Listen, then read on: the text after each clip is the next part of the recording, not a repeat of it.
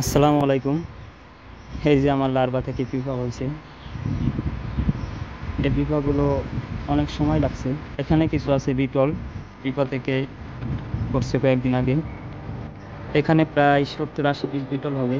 এখন আমি এগুলো গুনি নেই, আসলে অনেক ব্যস্ততা থাকার কারণে এগুলোর যত্ন নেওয়া হয়নি, যে কারণে এগুলো অনেক সময় লাগছে, ঠিক মতন খাবারও দেওয়া হয়নি। তো এখানে কিছু আছে, এখানে 32 পিস বোনা হয়েছিল। আজ অনেকদিন পরে এসে দেখি এগুলো ফুটে বের হয়েছে। খাবার দিয়ে কিছু অনেক পিঁপড়া এসে অনেকটা মরে গেছে, পিঁপড়া এসে খাই ফেলেছে। তো আজকে পাটিগুলো কাটে দিল। আমার অনেকগুলো লার্ভা নষ্ট হয়েছে।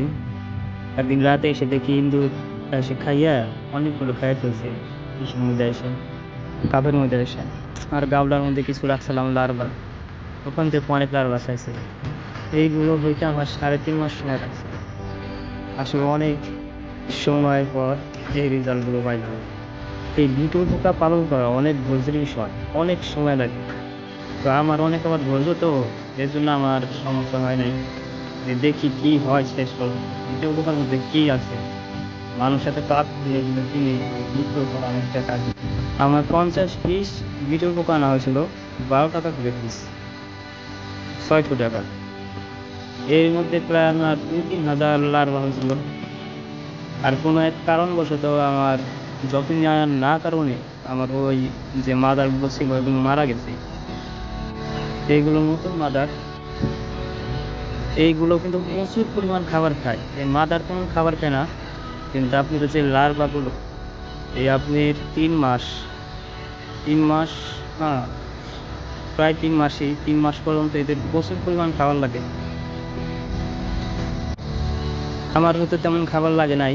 আমার এই 50 সরঞ্জাম খরচ 1 কেজি ভুসি আর 1 কেজি পেঁপে, এই লাগছে। তো ভুসি কিনছে এবং 60 টাকা কেজি, আর পেঁপে কিনছিলাম 10 টাকা।